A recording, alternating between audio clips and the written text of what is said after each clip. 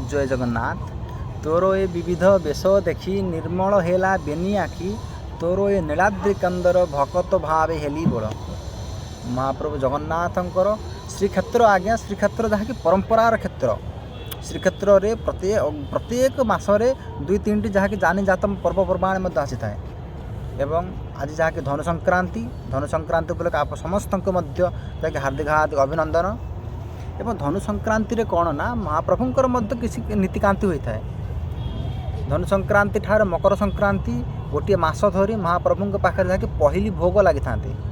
पहली भोग एवं जिते माँ लक्ष्मी चली जाती ना कौन तांको पित्रालय को जो गमन करती द्वापर जुगर कथा को मन पकई नारद मुनि गर्भ अहंकार को जो नष्ट करी जिते द्वापर जुगर कथा को माँ कथा जो मन पकई। कारण माँ हेले बात्सल्यर गोटे नारी सी प्रत्येक समय मार चिंता थाए ना कौन जो तार संतान कौन खाई पीची कौ प्रकार अच्छी तार कौन पिंध संपूर्ण भाव गोटे मार से भाव थाए।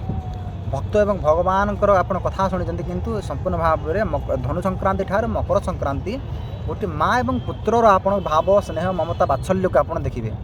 तो जिते माँ लक्ष्मी चली जाती पित्रालय को गमन करती संपूर्ण भाव में माँ जशोदा आसी था एवं काऊ का करने पूर्वर पूरी भाषा काऊ का करने पूर्व गोटे कथा थे से काऊ का करने पूर्व अर्थात सकाल 5टा सूर्य उदय होगा पूर्वर जहाँकि महाप्रभु को व्यंजन जहाँकि प्रस्तुत हो भोग लगी थाए। जहाँकि रात्र 2टार महाप्रभुंर जहाँकि द्वारफिटा नीति होता है श्रीमंदिर द्वारफिटा नीति तापर महाप्रभुंर मंगला आरती हेब तापर तड़प लागी तापर अवकाश नीति है संपूर्ण है महाप्रभुंर जिते बेले गोपाल बल्लभ भोग लगी था सही समय महाप्रभुंर यही भोग आमर जहाँकि पहली भोग संपूर्ण भाव में लगी जहाँकि 28 प्रकार भोग जहाँकि आमर 28 प्रकार व्यंजन प्रस्तुत होता महाप्रभु को जहाँकि भोग लगी था।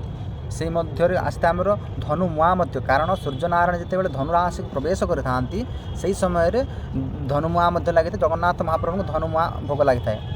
एवं 28 प्रकार व्यंजन जहाँकि महाप्रभु को स्वादिष्ट अनुसार भोजन लगी थाए जहाँकि शरीर को पेट को हल्का लगे और शरीर को उष्मता प्रदान कर कारण घोड़ लगी महाप्रभु संपूर्ण भाव में अच्छा।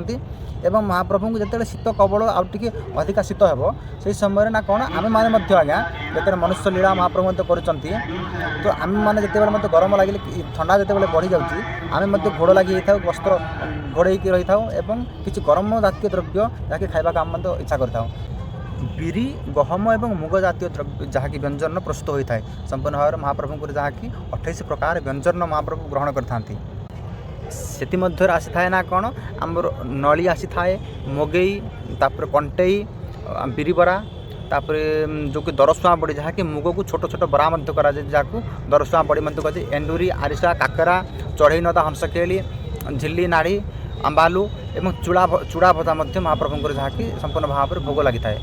चूड़ा भजा जहाँकि आमर अदा पाचड़ी पड़ी संपूर्ण भाव में जहाँकि प्रस्तुत होता है। चूड़ा जो चोबई था महाप्रभु देह को उष्मता प्रदान करता है।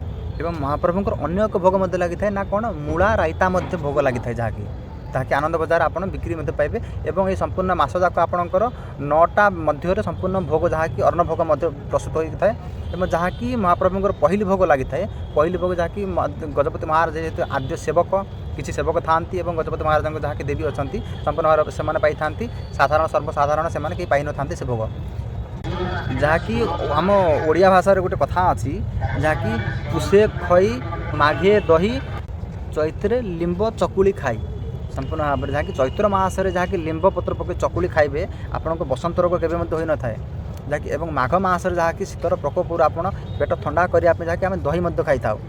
एवं जहाँकि पौष मासरे जहाँकि देह को गरम उष्मता रखापी आम किसी गरम जातीय पदार्थ खाई था से पौष मासरे महाप्रभु से किसी गरम जातीय जहाँकि देह को उष्मता प्रदान कर गरम प्रदान कर से प्रकार से भोजन करते बड़ रसिक ठाकुर आज्ञा सी प्रत्येक समय भोजन प्रिय 4 धाम मध्य श्रीक्षेत्र धाम जहाँकि भोजन धाम अन्न प्रसाद से ग्रहण करती।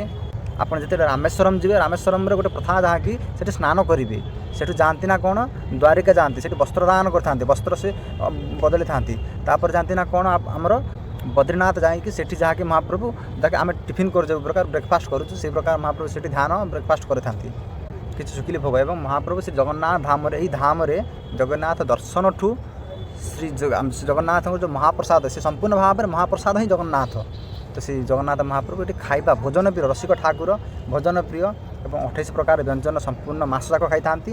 ଏବଂ ମକର ସଂକ୍ରାନ୍ତି ଦିନ ମା ଆଣିଥାନ୍ତି ନା ଚାଉଳ ଭାର ଆଣିଥାନ୍ତି, ଗୁଡ଼ ଆଣିଥାନ୍ତି, ବିରି ଯାହାକି ଆଣିଥାନ୍ତି ଏବଂ ସେଇଟାକୁ ମିଶାଇ ଯାହାକି ଆମର ମକର ଚାଉଳ ମଧ୍ୟ ପ୍ରସ୍ତୁତ ହୋଇଥାଏ। ମକର 84 ବେଶ ମଧ୍ୟ ହୋଇଥାଏ, ନବାଙ୍କ ବେଶ ମଧ୍ୟ ହୋଇଥାଏ। ତ ସେହି ପ୍ରକାର ମକର ସଂକ୍ରାନ୍ତି ପର୍ଯ୍ୟନ୍ତ ଯାହାକି ପହିଲି ଭୋଗର ଯାହାକି ଆମର ବ୍ୟବସ୍ଥା ଅଛି। ଆପଣମାନେ ମଧ୍ୟ ମହାପ୍ରଭୁ ଦର୍ଶନ କରନ୍ତି ଏବଂ